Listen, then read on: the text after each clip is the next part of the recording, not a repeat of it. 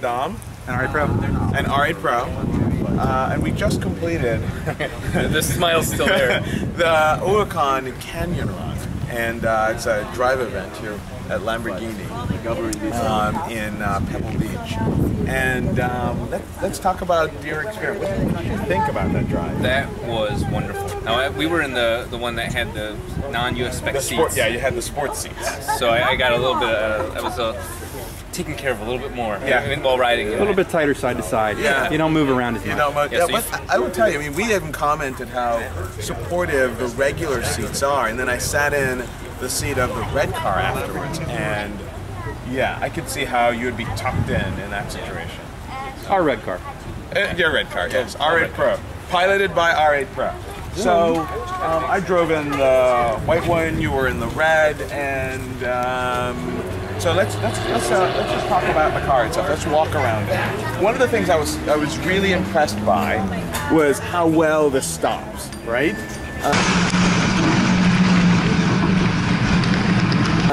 You know, all the cars now, as standard, have carbon ceramic brakes. All the Huracans. And so I was impressed. I mean, what do you think about the stopping power, the feel of the car? Oh, my lanyard was straight out horizontally in front of me. So R8Pro, you were the one piloting that Red Bull, let's call it. I couldn't get in the car right behind Doctor, so I ended up in the car at the tail end of the pack. Yeah. Coming down the hill, had a couple other cars in between us that weren't like staying really tight. Had an opportunity to back out a little bit, and I think I said even something before you're gonna do it. It's like, let's see what these brakes will do. Yes. Yep. So yeah, you warned me. Corsa mode, full brake, anti-locks, tires chirping a little bit as you would expect. Grabbed really good.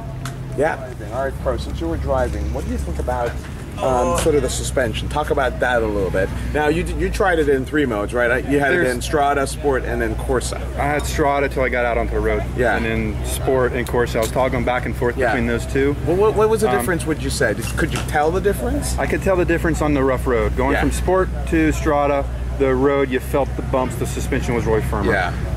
In the steering side to side, it still has a little bit of wash in it, but it's the baby brother. Yeah. Okay. Let's just keep walking around the back, because one of the more controversial parts, in the pictures anyway, is this rear bumper. It's sort of slanted, and I have to tell you, I'd be the first to admit that when I first saw this in the pictures, I was like, I don't know about the back end. But when you see it in 3 dimensions, it actually is different. The orange one looked good when I was following it. Yeah. It looks good on the road. And actually, even the tailpipes themselves, if we take a look, the exhaust tips, they're cut to follow. They're huge. They're huge. And none of these cars actually have the sport exhaust on it, and they had. None of them do? No. They sounded. That sounded like. You remember, one of the things I love about that Ferrari that I have so much is the crackles, and these have it instinctively almost. Oh my God! It's like just for that alone.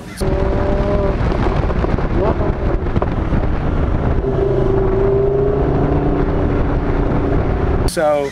The back end, I think, looks great. I think following these cars, you're seeing it going through it, I actually think it works.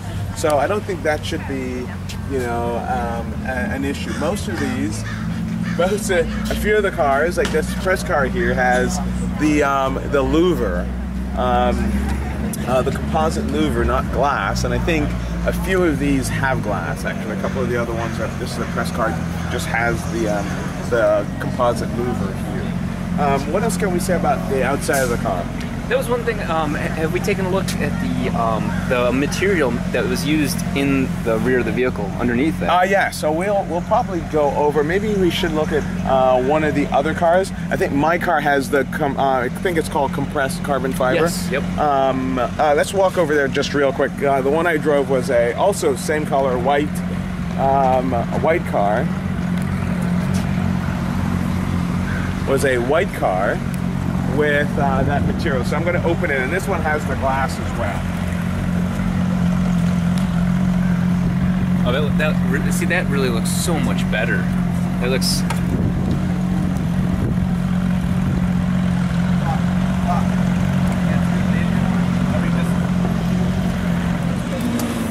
So you can see the difference the material. This is the compressed. In fact, the version that we saw in Geneva was a little bit more glossy, and I guess they were having some reflection issues. So now it's a bit more on the matte side, and I actually think it looks great. The pieces are a little smaller. It wasn't fully compressed, the version, so you had these much larger flecks in it. But you can see the difference in the material, and actually I like the carbon engine bay based approach. So anyway, let's go back to the other car and we can talk more about it. This is a glossy version of the engine bay. And if you look at this, and let's compare it to that in the sun,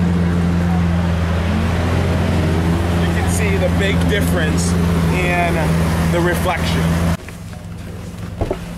So a couple of things we noticed about the car. First of all, you know, the car we saw in Geneva is far more refined than well, this car is far more refined than the car we saw in Geneva. As I said earlier, I was a little skeptical about these vents in the car. I actually think they kind of work right now. I love the aeronautical motif of the switches, a little bit more, kind of still homage to the Gallardo, but I think better. Yeah.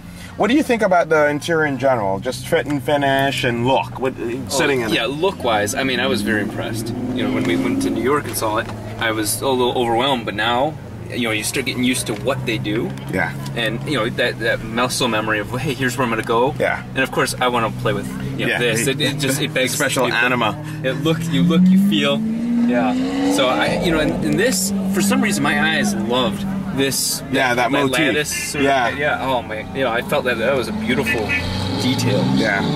So, I'm going to push the start button here just to turn on the electronics in the car, and we can put the windows down so we don't like pass out here. So here we go. This is what it looks like. Lambo logo, Automobili Lamborghini, and there you go. Pretty nice. You can change I'm going to go through and change it into Sport. That's Corsa.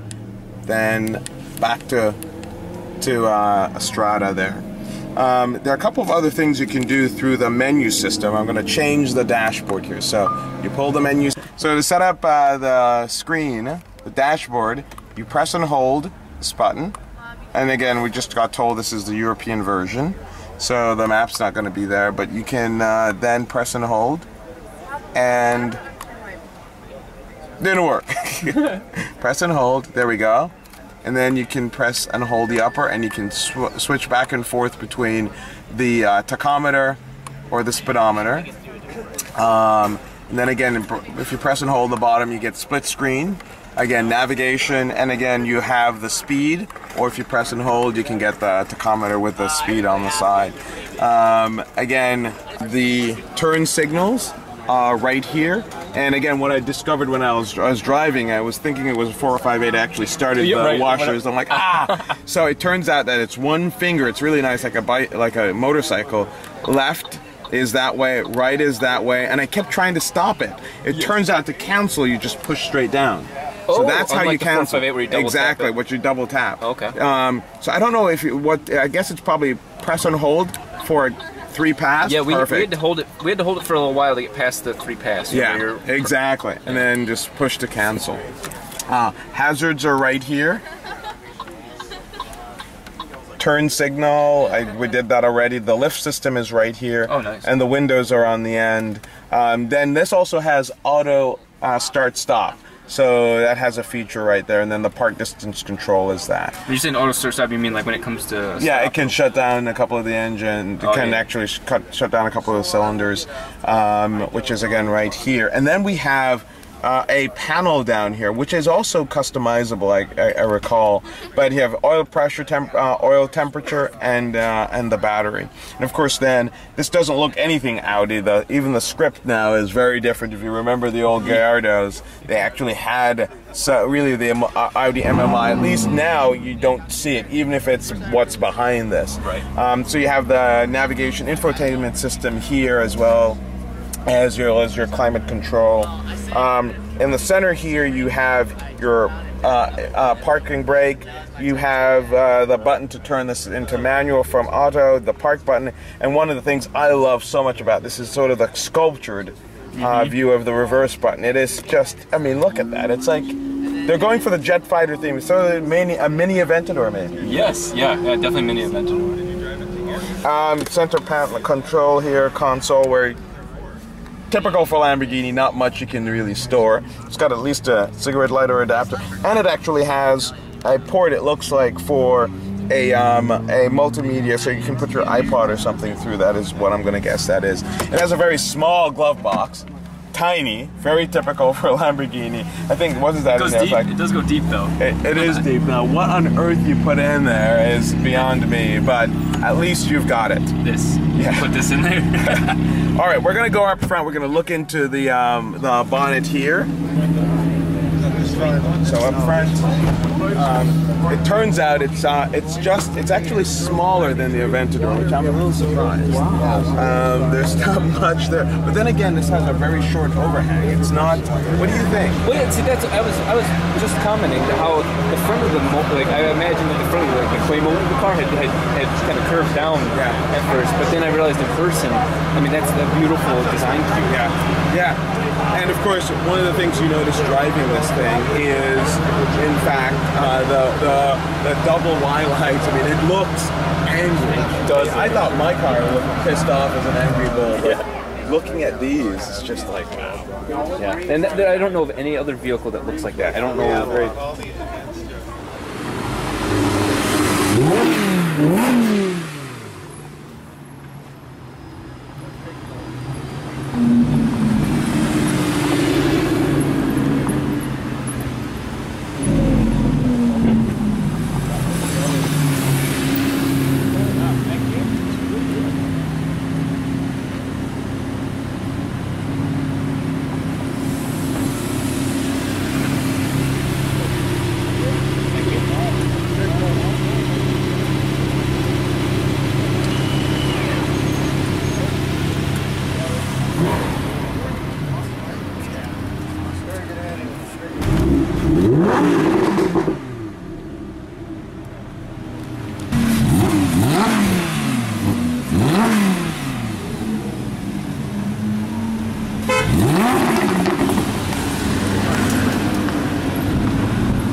Sorry about the cops here.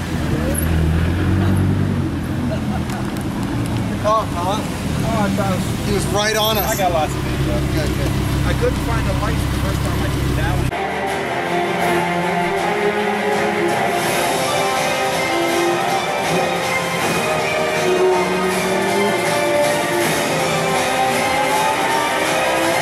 Is our review of the Lamborghini Huracan LP610-4. Wow.